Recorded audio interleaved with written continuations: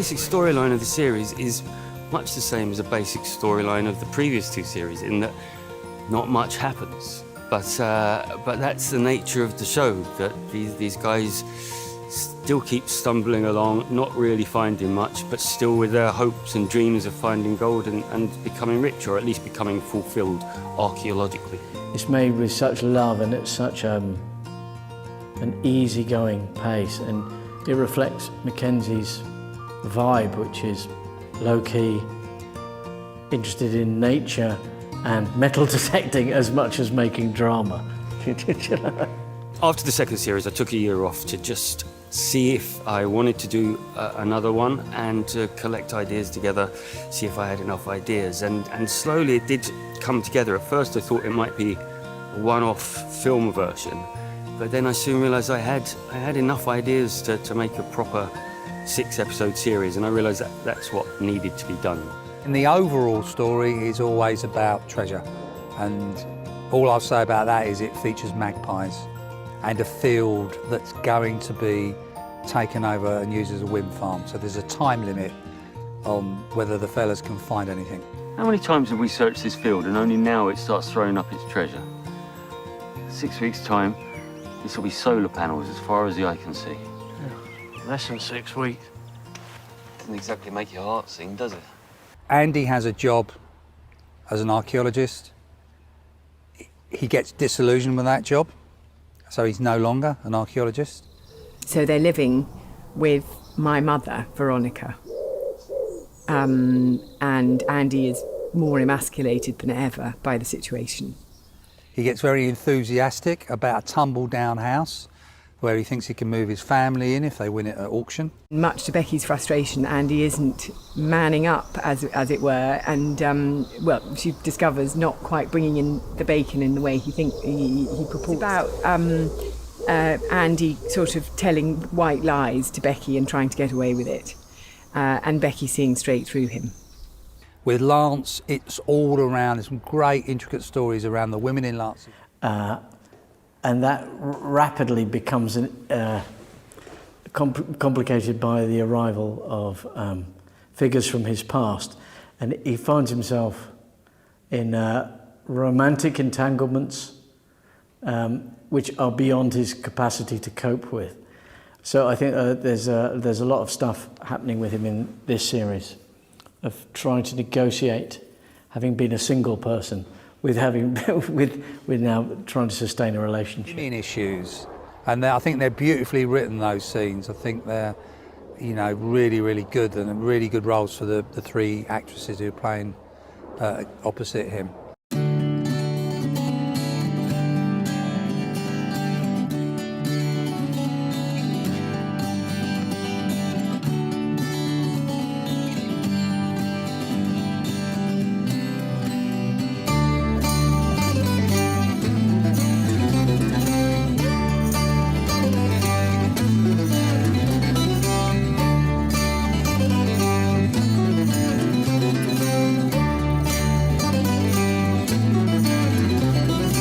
Today we're in Framlingham.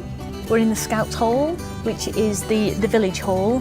When we were recceing, there was a really lovely Zumba class that was going on. So this is where Framlingham holds its Zumba, its tap and ballet classes. There was something advertising aqua aerobics, but I don't think that's here. I think that might be somewhere else. We're in the Scout Hall, which is where the DMDC, Danebury Metal Detecting Club, meet for their weekly meeting.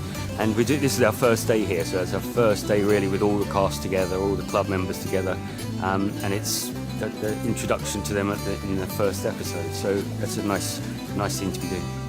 3, 2, 1, action. So I said, if that turns out to be the case, I will change my name by default to Belinda Carlisle.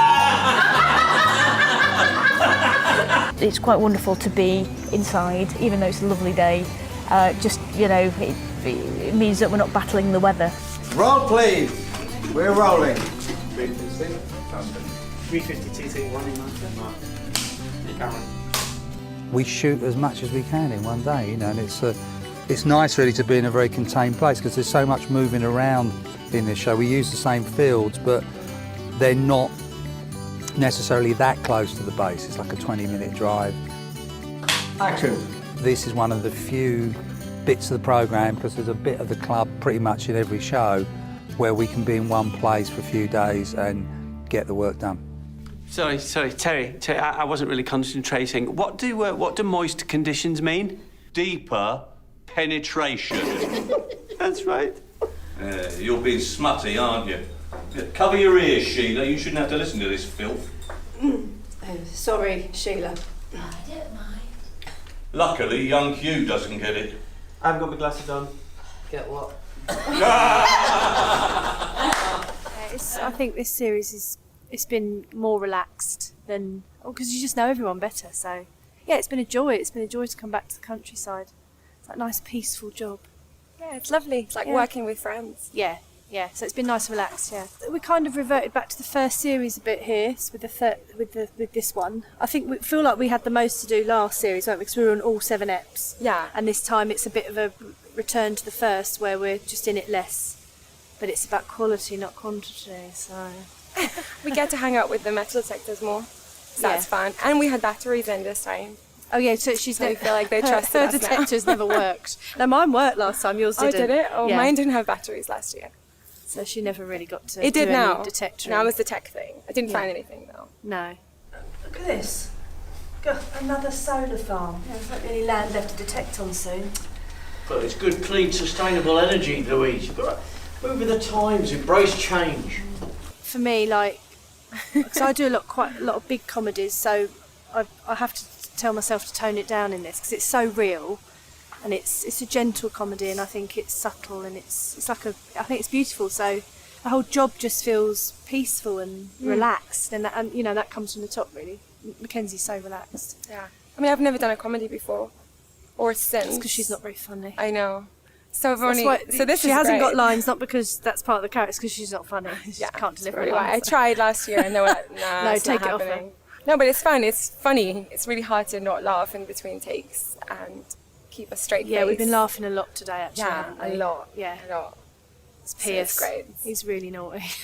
Do you know why you went to prison? Oh yes, he did. Actually, do you know, I'd rather not say. It's not nice.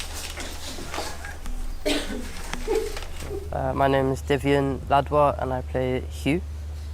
I'm Pierce Quigley and I play Russell. We have grown closer together actually. We were just shooting a scene where we do a sort of jewellery retrieval service which was set up in season 2, and we've continued doing that, and we've just been filming a scene where we find... Spoiler. Oh yeah, maybe I shouldn't say. I can say. Okay. So we find a prison badge number thing, and then we go and find the person's dead, so we give it to the widow, and then there's a few jokes in and amongst all that, which he delivers really, really well on the 10th take. Oh, now, I believe we have some jewellery retrieval service news. Russ? Indeed. As you'll recall, Hugh here found an interesting badge that turned out to be an identification tag for Her Majesty's Prison Chelmsford. Well, after some further research, we managed to match the prisoner number to a Mr. Oliver Meeker, who sadly he passed away in 1993. But we also found out that his widow is still alive, and she is living in Ipswich, and we were able to return the badge to her. I've not found anything.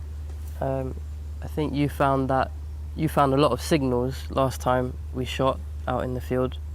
Oh yeah, when we were filming in the field.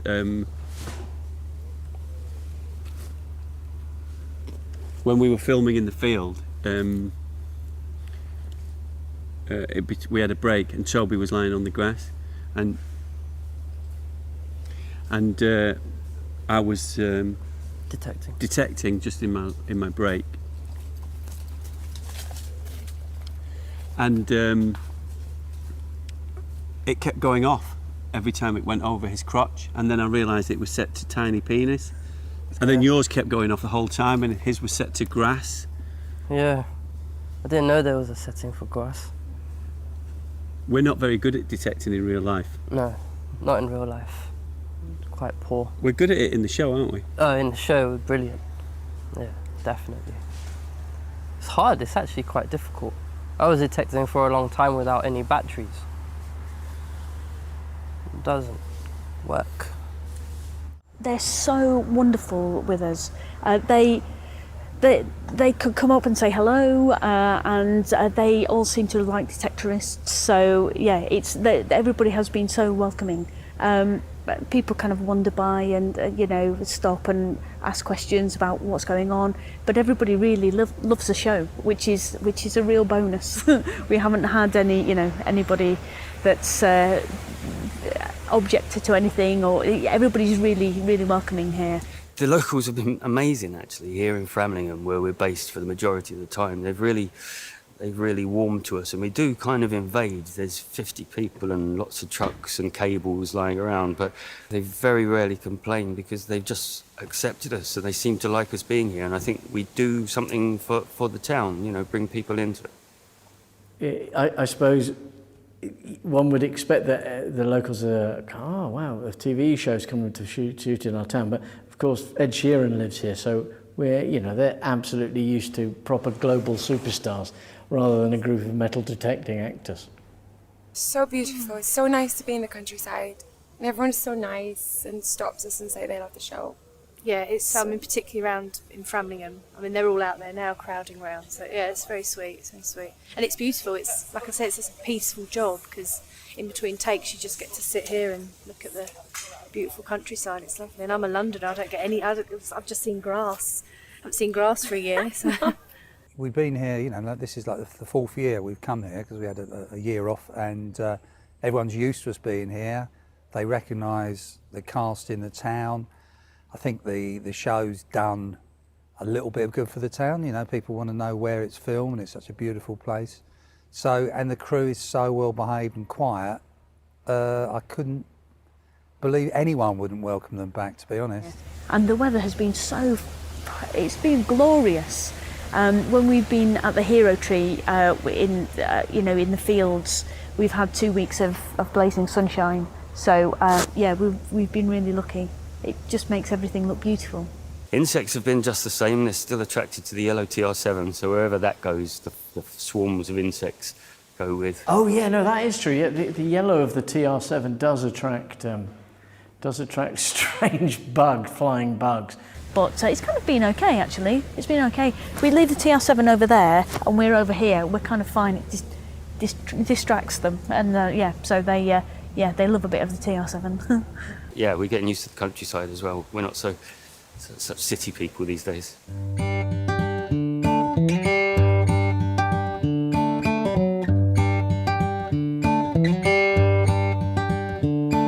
Today we're filming a scene with Mackenzie and I in the first episode where he is missing his shed and really loathing being under Veronica's roof.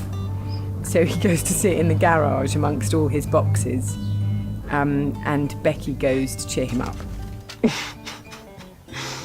Who was it who said, any man who past the age of 30 finds himself without a shed can consider himself a failure? Titchmarsh. It's a really lovely thing, and it reminds me actually of the first scene in the first series between Becky and Andy that sort of sets up their relationship, her gentle encouraging and loving of him, and his slightly sort of dispirited attitude as to the fact that he's not massively successful or a hugely successful archaeologist, and Becky just absolutely loves him and wants him to feel good about himself. I did a play with Rachel at the Donmar 5 years ago, I suppose, and yeah, we became friends then, and then when I came to picking someone to play my wife, I thought she'd be a good person to act alongside, and she was very happy to do it. Yeah, he's a tyrant. He's an absolute tyrant. He shouts all the time and makes us all miserable. Yeah, disgusting. Oh, he's a monster. Awful. Monster. Can't work with him. Doesn't talk to us actually. He's so rude. So rude. It's a shame, really. It's a shame. Seems alright to me. Do you know which one he is? Not yet. I think he's the one behind the camera. He's a total joy and the gentlest. He's so quiet, Mackenzie. I mean, he's just so gentle and... Doesn't let him ad-lib. He does let me ad-lib, sometimes. He reins me in. But yeah. If I could get away with what I wanted to get away with, I'd be looking at the camera after every line, you know, like... So he doesn't like any of that. No one does. No, thank you. First series I was a bit of a rabbit in the headlights and was, you know, having to lean on the rest of the crew, you know, considerably. Second time round it got a bit easier. This time round I've got a new director of photography, which I think has helped me a lot develop as a director. And yeah, I feel like I'm actually pulling my weight now. I don't think I can imagine anyone less egocentric than Mackenzie. He's written such fantastic gags for everyone else, and he's also so perceptive and intuitive about how and when to help an actor. Often it's the case that actors make very good directors, but his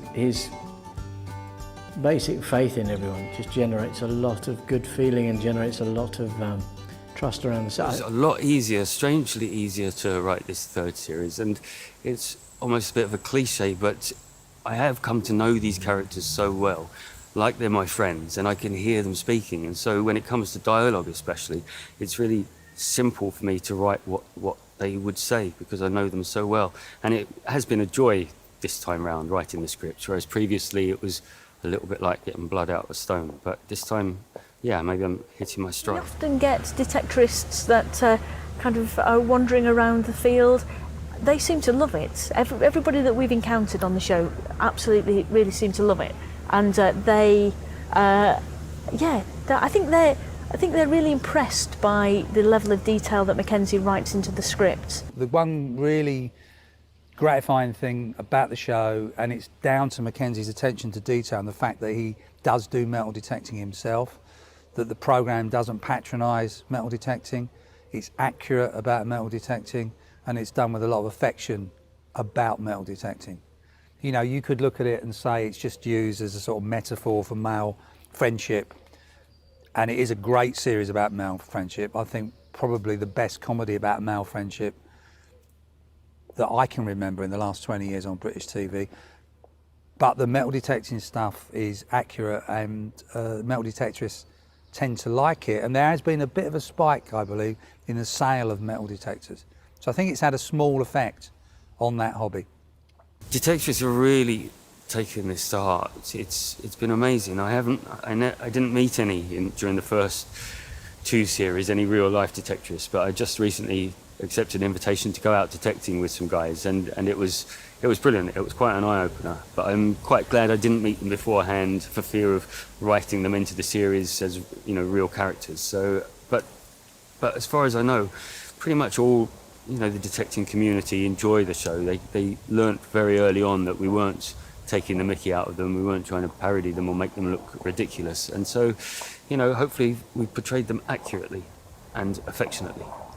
Each of the detectorists in the show have an individual detector that it absolutely fits their character, and Mackenzie's very specific about that, you know, what it is, that a detector that suits each of their characters. So yeah, I think the actual detectorists really appreciate all of that detail. I was doing it the other day, and because I've got a new one, I haven't got the same one as last year, but it's an American one. But it says I kept thinking I was finding something, and it was nothing. It kept saying I was finding a nickel, and there was nothing there. So no, I haven't ever found anything. Have you? No, I don't know how mine works. And actually, I thought I had my headphones in, and I didn't, and I was beeping really loudly whilst they were doing a take the other day. So that was fun. Yeah, no, terrible. We're rubbish. We're just sort of having It's fun. really hard. It's a lot of buttons and it's a lot of noises. And yeah. And it's I find it quite therapeutic though, even though I don't know what I'm doing.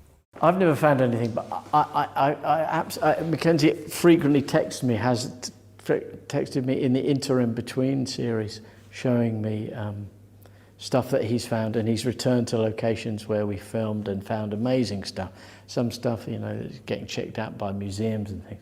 He's a proper metal detectorist, and I think the producer arranged for a group of anyone who was available to use some of our metal detectors and have a day out, and Mackenzie was the only one to find stuff there as well. So I think that whole metal detecting culture has affected the crew to a certain extent, and it's a really nice vibe of metal detecting because it necessarily slows you down and makes everyone listen better. So I think it's a great emblem and badge of the show in a way. I've been going back to that location that we shot the second series, where the farmer's given me permission to detect, and I've been turning up some great stuff, and I found my first piece of gold earlier on in the year, and so that was a thrill. And that's at the British Museum at the moment, being researched. They're having trouble finding out what that is. It's a piece of jewellery, old ancient gold from either Saxon or they think it might be Roman, so that's really exciting, and that may be declared treasure before this series comes out, which would be amazing.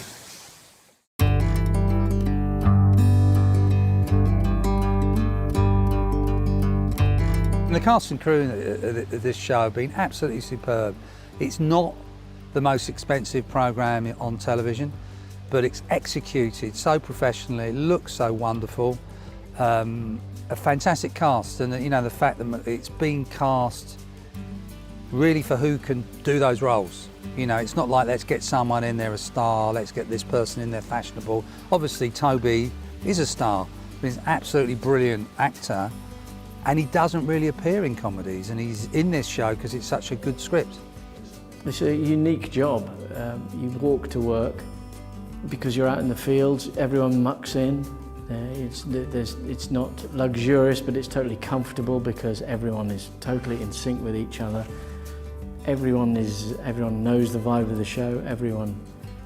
It's a passion-led project for most people. No one's becoming millionaires making the show, so that everyone is totally directed on how to make this the best possible thing it can be.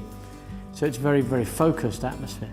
But there are also a lot of very funny people around the place, so it's also just a huge pleasure to be in their company, both during the day and in the evenings, because we're all away from home. Oh, and I love Sheila. I want to put that on record as well. Greatest she's TV comedy character ever invented. She's probably my favourite character Sophie as well. Thompson, genius. Definitely favourite character. You didn't say that this morning. What did I say this morning? Something on CBeebies that you were banging on about that you like. They really are a family. That's the thing that when I first came to the show, Mackenzie really welcomes everybody. All the cast really want to do the show. All the crew are back. Everybody really wants. It's a show that everybody really wants to do. The set is a happy place. I mean, you can tell on arrival what the vibe is and how everybody's doing, and it's just a charm boat to be on. You haven't got anyone in it who's out of place. I think we've made quite a lot of good programmes, but this is right up there. You know, so nicely executed, you know, and it's a very calm environment. People enjoy working on the programme. And, you know, there are some shows in TV where they don't. It's better than Waitering, yeah. Oh, definitely better than Waitering. I suppose it does have some Nando's parallels. Yeah. The money. Actually, no, the money's better at Nando's. Gets saucy though, doesn't it?